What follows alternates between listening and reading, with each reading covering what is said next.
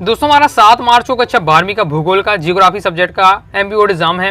लगातार दोस्तों मैं आपको तैयारी कराते जा रहा हूं ताकि दोस्तों आप जियोग्राफी के पेपर में 70 में 70 स्कोर कर सकें। ओके, तो इस वीडियो में दोस्तों हम क्या है 2 अंक की वाले अति महत्वपूर्ण प्रश्न उत्तर देखने वाले हैं। ये आपका पार्ट 3 रहने वाला है। ओके, लास्ट ही पार्ट रहेगा। तो आपके यह 3 पार्ट मैंने आपको 2 नंबर वाले प्रश्न बताए, सभी आपको तैयार करके रखना है, सिलेक्टेड है। ओके, इसके बाद में आपको 3 अंक की है, फिर 4 अंक की है, और हमके साथ ही जो आपको मानचित्र भी 2 आते हैं आपके 5-5 नंबर के। एक आपका 5 नंबर का विश्व का मानचित्र, 5 नंबर का दोस्तों आपका भारत का मानचित्र रहेगा। सब मैं आपको प्रैक्टिस करा दूंगा।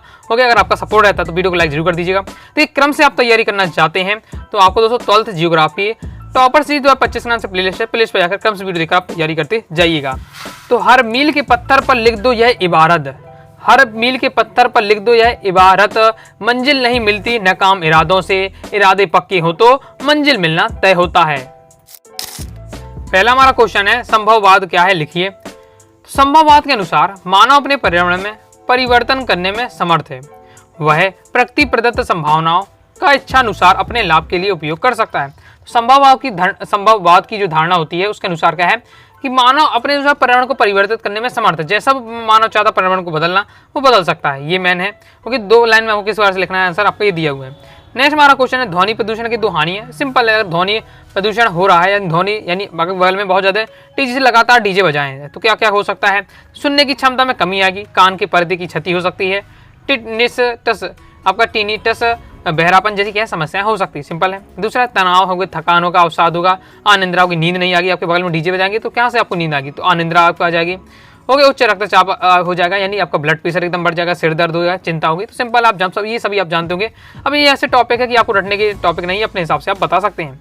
नेक्स्ट हमारा क्वेश्चन है ट्रांस साइबेरियन रेल मार्ग की 2 विशेषताएं। ट्रांस साइबेरियन रेल मार्ग की क्या क्या विशेषताएं। पहला है ट्रांस साइबेरियन रेल मार्ग विश्व का सबसे बड़ा रेल मार्ग है। दूसरा, इस रेल मार्ग के कारण साइबेरियन क्षेत्र के निवासियों में आधुनिक वैज्ञानिक उपलब्धियां को लाभ प्राप्त होता है। प्रतिकूल व्यापार संतुलन किसे कहते हैं। तो प्रतिकूल व्यापार संतुलन क्या है, यदि किसी देश का आयात मूल्य उसके निर्यात मूल्य से अधिक होता है, अर्थात जब देश वस्तु खरीदने के लिए अधिक खर्च करता है, तब देश का जो व्यापार संतुलन है वो ऋणात्मक या प्रतिकूल कहलाता है। पर इसी के बाद सब प्रतिकूल व्यापार तो अनुकूलित व्यापार भी क्लियर होना चाहिए। यदि किसी देश में निर्यात का मूल्य आयात के मूल्य से तुलना बहुत ज्यादा अधिक है, ओके, तो फिर अनुकूल आयात धनात्मक व्यापार संतुलन कहते हैं।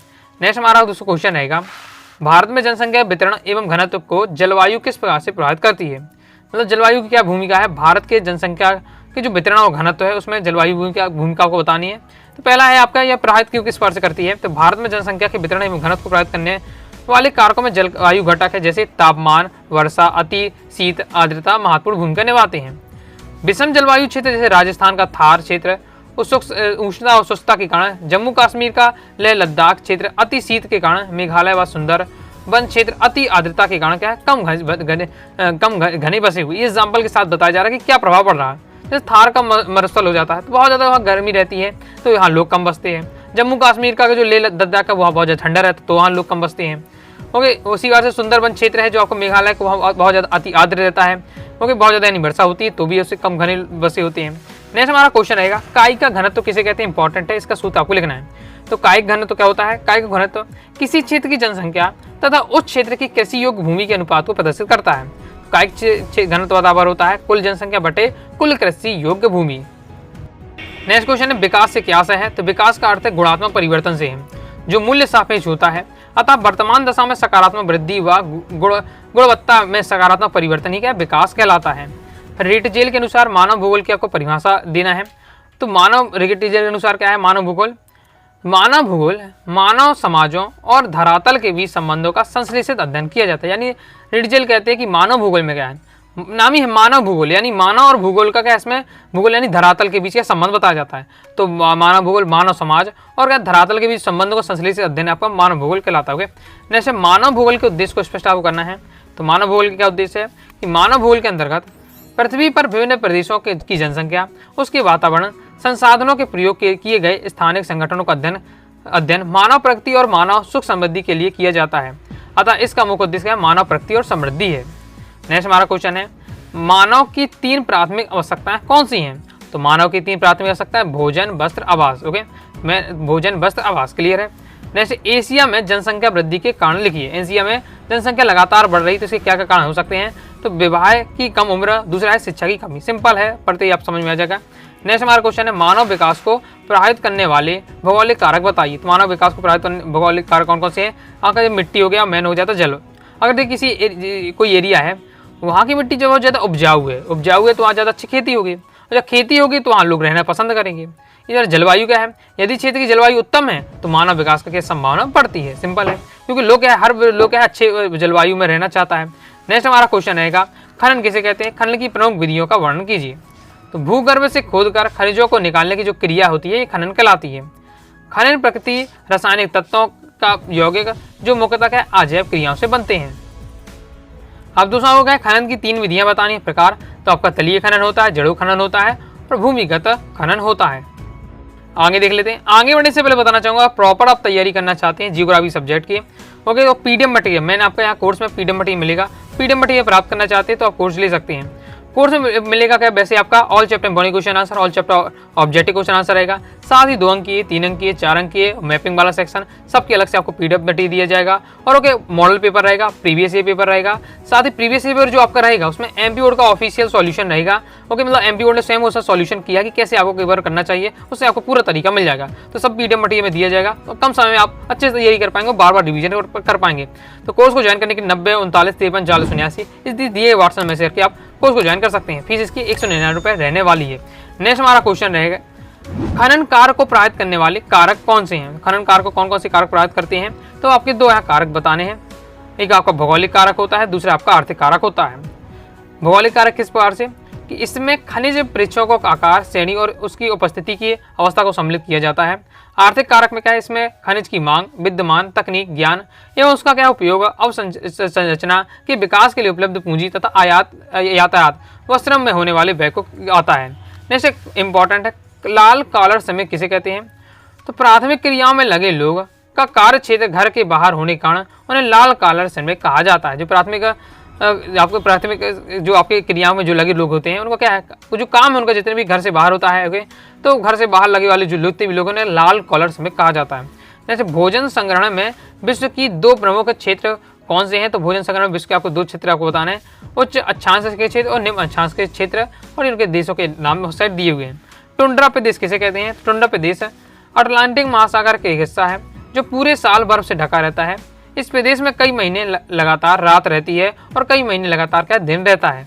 नेक्स्ट हमारा क्वेश्चन है उद्यान कृषि की 2 विशेषताएं। तो उद्यान कृषि में क्या है, खेतों का जो आकार होता है वो छोटा होता है। दूसरा है इस कृषि में अन्य कृषि की तुलना में क्या है, मुद्रा अधिक मिलती है। क्योंकि उद्यान में क्या है, और नॉर्मल कृषि की तुलना में इस जो कृषि ये उद्यान वाली कृषि होती है इसमें क्या पैसे की ज़्यादा प्राप्ति होती है। नेक्स्ट हमारा क्वेश्चन है ट्रक फार्मिंग किसे कहते हैं? ट्रक फार्मिंग क्या है? तो जिन उत्पादों को उत्पादन क्षेत्र में बाजार तक प्रतिदिन ट्रकों द्वारा पहुंचाया जाता है उन्हें ट्रक फार्मिंग कृषि कहते हैं। ऐसे विशिष्टीकरण बगाती कृषि भी कहते हैं। इस कृषि पद्धति में फलों, फूलों, साग सब्जियों आदि का उत्पादन होता है। यानी बिल्कुल सिंपल है आपका, जैसे आपका गेहूं उगा रहे हैं तो आपके ओके, तो ये चावल है तो आपका ट्रक फार्मिंग नहीं आएगा। ट्रक फार्मिंग भी आते हैं जो क्या है उनका डेली का उनका रहता है कि ट्रक से उन्हें सामान ले जाना, जैसे फल हो गया, फूल हो गया, ओके, सब्जियां हो गई, फल फूल हो जाता है, आपकी साग सब्जियां हो जाती है। तो ऐसा नहीं कि कई महीनों तक रख सकते, तुरंत होगी कट्टी खेत से सीधे क्या बाजार में जाना है तो ट्रक के माध्यम से ले जाते हैं, इसलिए नाम पड़ गया ट्रक फार्मिंग। ओके, नेक्स्ट हमारा क्वेश्चन है चलवासी पशुचारण किसे कहते हैं? तो जब मानव को पशुओं के चारे व पानी की व्यवस्था के लिए एक स्थान से दूसरे स्थान भटकना पड़ता है, घूमना पड़ता है, चलवासी पशुचारण कहलाता है। 3 नंबर में आगे मैं आपको बताऊंगा चलवासी पशुचारण और आपका वाणिज्य पशुधन, उसमें हम क्या अंतर भी देखेंगे, टॉपिक को समझेंगे। नेक्स्ट हमारा क्वेश्चन है हरित क्रांति किसे कहते हैं? तो स्वतंत्रता प्राप्ति के बाद कृषि में नई तकनीकों, यंत्रों, सुधरे बीजों, उर्वरकों, वैज्ञानिक विधियों तथा फसल चक्र आदि के प्रयोग द्वारा कृषि उत्पादन वृद्धि को क्या हरित क्रांति कहते हैं। हरित क्रांति क्या है, किसमें क्या है, हरित क्रांति के अंतर्गत जो कृषि के लिए उन्नत बीजों का प्रयोग किया गया, वैज्ञानिक विधियों से फसलों का उत्पादन किया जाने लगा, तकनीकी यंत्र का यूज होने लगा, जिससे क्या फसल के उत्पादन मुझे मतलब उत्पादन वृद्धि हुई, यही क्या हरित क्रांति है। जैसे पर्यावरण प्रदूषण का अर्थ लिखिए, सिंपल है, पर्यावरण प्रदूषण से आशा है एक ऐसे वातावरण से जो मानव के स्वास्थ्य और क्रियाओं को प्रभावित करता है तथा उन्हें क्या हानिकारक प्रभाव डालता है। नेक्स्ट हमारा क्वेश्चन रहने वाला है प्रदूषण और प्रदूषक में अंतर। नॉर्मल क्या एक ही शब्द लगता है लेकिन दोनों में अंतर होता है। प्रदूषण क्या होता है? प्रदूषण मानवीय क्रियाओं क्रियाकलापों से उत्पन्न अपशिष्ट उत्पाद होता है। जबकि प्रदूषक क्या है? प्रदूषक वे पदार्थ तथा उत्पाद हैं जो प्रदूषित करने में क्या सहायक होते हैं। जैसे पॉलीथीन है तो आपको प्रदूषक कहलाएगा, जो प्रदूषण करने में जो सहायक हो वो प्रदूषक। ओके, नेक्स्ट है प्रदूषण से प्रकृति घटकों जैसे जल, वायु, भूमि मूलभूत गुणों का ह्रास होता है, जबकि प्रदूषक से के कारण प्रकृति की घटकों की गुणवत्ता में क्या प्रभावित होती है। क्लियर है। तो इस प्रकार से जो आपके और सिलेक्टेड 2 नंबर वाले थे मैंने आपको कवर कराए हैं, सभी आपको तैयार करना है। क्रम से तैयारी करना चाहते हैं 12th जियोग्राफी टॉपर सीरीज 2025 के नाम से प्लेलिस्ट है, प्लेलिस्ट में जाकर क्रम से वीडियो देखकर आप तैयारी कर सकते हैं। तो भाई दोस्तों आपको वीडियो पसंद आएगी, वीडियो पसंद लाइक करके सब्सक्राइब जरूर कर दीजिएगा। साथ ही दोस्तों टेलीग्राम चैनल व्हाट्सएप चैनल को ज्वाइन कर लीजिएगा। डाउट आता है कमेंट से आप जरूर पूछिएगा। मिलते हैं नेक्स्ट वीडियो में, तब तक के लिए बाय बाय।